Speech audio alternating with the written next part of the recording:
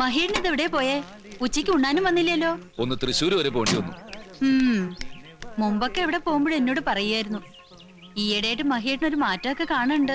ഞാനൊന്നും പറഞ്ഞില്ല മഹേട്ടോ. ഇതെന്താ കയ്യില്? ഇന്ന ആ കുട്ടി എവിടെ? വേണി കിട്ടിയോ? ഇല്ല. ലഡുന്ന് പറഞ്ഞ എനിക്ക് പിന്നെ ഒന്നും വേണ്ട. ഭാമയുടെ കയ്യില് ഭരണായേ പിന്നെ മധുരം കാണാൻ കിട്ടാണ്ടായി. കിട്ടി. ഭാമിച്ച് അറിഞ്ഞ എന്നെ വഴക്ക് പറയാ. മുത്തശ്ശന് മധുരം തീരെ പാടില്ലെന്നല്ലേ ഡോക്ടർ പറഞ്ഞിരിക്കുന്നേ? മൂത്രത്തില് പാടില്ല എന്നേ പറഞ്ഞിട്ടുള്ളൂ, കഴിക്കാൻ പാടില്ല എന്ന് പറഞ്ഞിട്ടില്ല.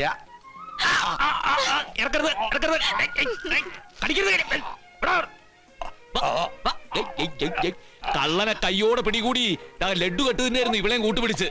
തുപ്പ് തുപ്പ് തുപ്പ് തുപ്പ്. മുത്തശ്ശൻ കാണാണ്ടിരിക്കാൻ മുറത്തിന്റെ പുറയിൽ ഒളിച്ചു വെച്ചതാ ഞാൻ. ഈ കുട്ടിക്ക് വല്ല കാര്യമുണ്ടോ? അത് ശരിയാണല്ലോ. നിന്നോടാരാ മുത്തശ്ശൻ ലഡ്ഡു എടുത്തു കൊടുക്കാൻ പറഞ്ഞത്? അത് മുത്തശ്ശൻ പറഞ്ഞപ്പോ അധികം വിളച്ചിലെടുത്താലുണ്ടല്ലോ ആട്ടിച്ചനെ ചെവി കുറ്റിയാൻ പൊളിക്കും. പെൺകുട്ടികളായ അടങ്ങി ഒതുങ്ങി ഒരു ഭാഗത്തിരുന്നോളം തപാമയെ കണ്ടുപഠിക്കും. മതിയോ? അയ്യടാ പോര് പോര്. കുട്ടി വിഷമിക്കണ്ടോ. ഞാൻ ഇവക്കിട്ടൊരു പണി കൊടുത്തതല്ലേ. മോള് ചെയ്താ ശരി. മുതിർന്നവര് പറഞ്ഞ അതനുസരിക്കുക. അത് എന്തായാലും. അല്ലാണ്ട് ഇവളെ പോലെ ധിക്കരിക്കുകയല്ല വേണ്ടത്. എന്താ മുത്തശ്ശ?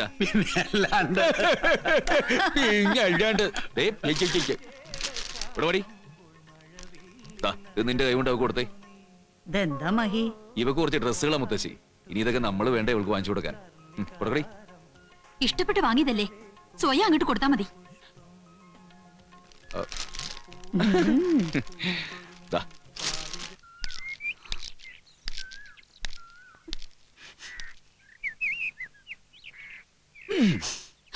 വേണ്ട, കരിയിലും പുകയിലും കഴിയണ വാലിക്കരി തൊടണ്ട.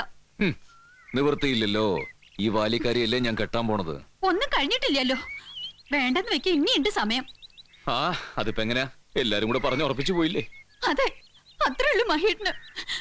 പറഞ്ഞുറപ്പിച്ചതിന്റെ പേരില് ഇഷ്ടമില്ലാച്ചിട്ടും സഹിക്കന്നെ ഇല്ലേ?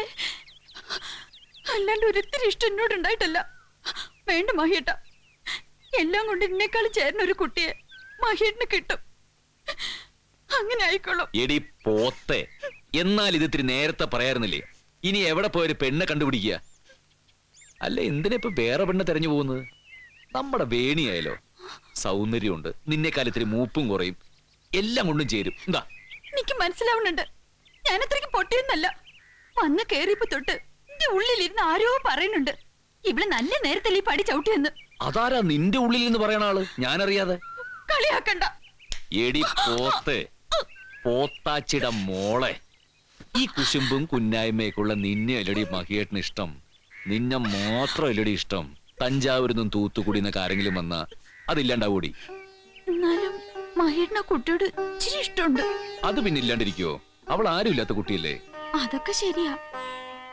അതാരും ഇല്ലാത്ത കുട്ടിയാണ്, പാവമൊക്കെ തന്നെയാ. എന്നാലും മഹേട്ടൻ വെള്ളം ചോദിക്കുമ്പോ ആ കുട്ടി എടുത്തു തരുന്നതും മഹേട്ടന്റെ ഷർട്ട് തേച്ചു തരുന്നതും എനിക്ക് അത്ര പിടിക്കില്ല. അതൊക്കെ ഞാൻ ചെയ്തോളാം. എടി പോത്തെ, പിന്നെയും കുശുമ്പ് കുശുമ്പ്.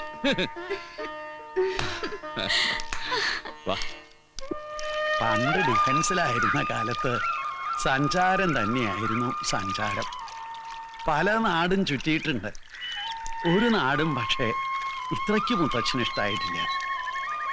ഇവിടുത്തെ കാറ്റും വെള്ളവും അത് വേറെ എവിടെ കിട്ടും? മോളെ എന്താ ആലോചിക്കണേ?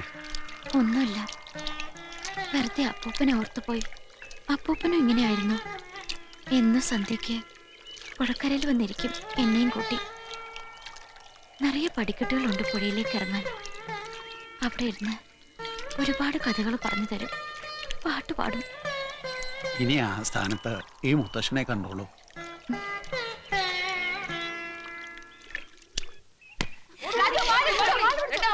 Hello friends. ഇവരെ എനിക്കിട്ട പേരാ 79 not out.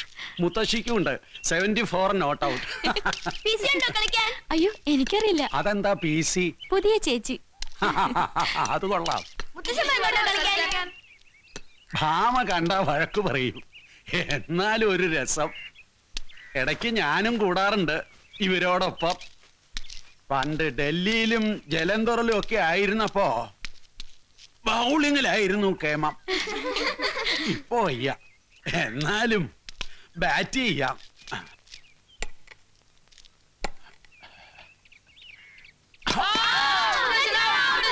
No ball, no ball. അയ്യടാ മുത്തശ്ശ എപ്പോഴും എങ്ങനെയാ?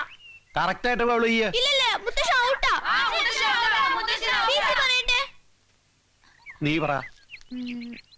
മുത്തച്ഛൻ ഔട്ട്. ഞാനില്ല. അയ്യോ മുത്തച്ഛ, മുത്തച്ഛ പോലെ മുത്തച്ഛ. നിക്ക് നിക്ക് നിക്ക് മുത്തച്ഛ, നിക്ക്. മുത്തച്ഛ പെണങ്ങല്ലേ? വേണ്ട. അല്ലല്ലോ പോട്ടെ, നമുക്ക് ക്രിക്കറ്റ് വേണ്ട, വേറൊരു കളിയുണ്ട്, മഞ്ചാടിക്കുരുവുണ്ട്. മഞ്ചാടിക്കുരുവുണ്ട് ഒരാളുടെ മനസ്സിലുള്ള കാര്യങ്ങൾ നമുക്ക് പറയാൻ പറ്റും. പറ്റും, പക്ഷെ മുത്തച്ഛൻ വേണം. ഇപ്പൊ മുത്തച്ഛന്റെ മനസ്സിൽ എന്താണെന്ന് നമുക്ക് കണ്ടുപിടിക്കാം. ബാ മുത്തച്ഛ. ഞാനില്ല. അങ്ങനെ വിട്ടാ പറ്റില്ലല്ലോ, നല്ല മുത്തച്ഛനല്ലേ. വാ നടക്ക്.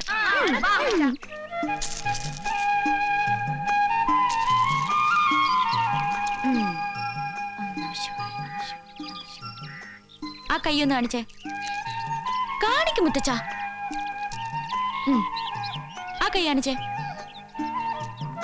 ആ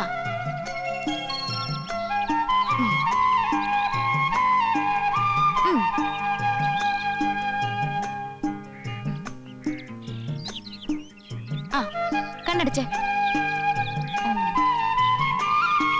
ആ ഇനി കണ്ണു തുറന്നേ. ഇപ്പൊ ഞാൻ പറയട്ടെ മുത്തച്ഛന്റെ മനസ്സിൽ എന്താണെന്ന് പറയട്ടെ. ഇപ്പൊ ഞാനൊന്നും ചിന്തിക്കുന്നില്ലല്ലോ, അപ്പൊ ഈ കുട്ടി എന്തു പറയും? ഇതല്ലേ മുത്തച്ഛൻ വിചാരിച്ചത്, അല്ലേ? ഏ? അതെ. ആ, അതല്ലേ മാജിക്. അത് മാത്രം പറ്റില്ല. ഇത് ഞാനല്ലേ ഇവൾക്ക് പഠിപ്പിച്ചു കൊടുത്തേ. അയ്യടാ. ആഹാ, കൊള്ളാമല്ലോ ഉള്ള വിദ്യ. നമുക്ക് ഈ വിദ്യ ഒന്ന് കാണണ്ടേ മുത്തശ്ശി? അയ്യോ, ഞാൻ വെറുതെ മുത്തച്ഛനെയും കുട്ടികളെയും പറ്റിക്കാൻ. അതെങ്ങനെയാ? ഞാൻ മനസ്സിൽ വിചാരിച്ചു തന്നെയല്ലേ ഈ കുട്ടി പറഞ്ഞേ. മുത്തശ്ശ, ഏതായാലും അല്പം സൂക്ഷിക്കുന്നത് നല്ലതാ. മനസ്സിൽ സദാസമയം ഈശ്വര വിചാരം മാത്രം മതി. പഴയ വല്ല കേസ് കെട്ടുകളുടെ കാര്യം ആലോചിച്ചാലേ വേണി അത് വിളിച്ചു പറയും, പിന്നെ മുത്തശ്ശി. മുത്തശ്ശിയുടെ മനസ്സിൽ എന്താ നോക്കിയാലോ നമുക്ക്. അയ്യോ മുത്തശ്ശി വേണ്ട, മുത്തശ്ശി പാവല്ലേ. അങ്ങനെ പാവമൊന്നുമല്ല, എനിക്കല്ലേ അറിയൂ ശരിക്കും. ഇവിടെ ഒന്ന് പരീക്ഷിച്ചാലോ നമുക്ക്. വേണ്ട വേണ്ട, ഞാനില്ലേ അമ്മാരി കളിക്കുന്നു. ആ പേടി പേടി, മനസ്സിലുള്ള കള്ളത്തരങ്ങളൊക്കെ പുറത്തു ചാടുമെന്നുള്ള പേടി. ഓ എനിക്കൊരു പേടിയില്ല. എന്നായിരിക്ക് ഞാനില്ല. ഇങ്ങോട്ട് വാടി. ശോ. കൊരങ്ങനെ അട്ടാണി മേടിക്കണ പോലെ ഉണ്ട്.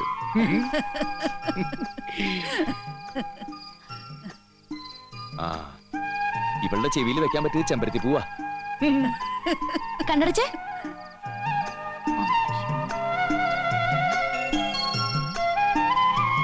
ഇപ്പൊ കണ്ണു തുറന്നേ. അയ്യോ, ഇത്രയും തുറക്കല്ലേ, പ്രേതം പോലെ ഉണ്ട്. പറയട്ടെ ഭാമേച്ചി എന്താ ചിന്തിക്കുന്നതെന്ന്. ഈ കുട്ടി എന്ത് പറഞ്ഞാലും ഞാനത് അല്ലാന്നേ പറയൂ, ഉറപ്പാ. അതല്ലേ ചിന്തിച്ചത്, അല്ലേ?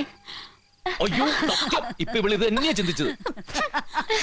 എടി പോത്തെ, ഇനി മുതൽ ആവശ്യമില്ലാത്തൊന്നും മനസ്സിൽ വെക്കണ്ട, ഒക്കെ ഞങ്ങൾ കണ്ടുപിടിക്കും. എന്റെ മനസ്സിലൊന്നുമില്ല, ബാക്കിയുള്ളവരുടെ മനസ്സിലൊക്കെ എന്താണെന്ന് ഞാനെങ്ങനെ അറിയാ? എനിക്ക് മഞ്ചാടിക്കുടി മാജിക് എന്ന് അറിയില്ലല്ലോ.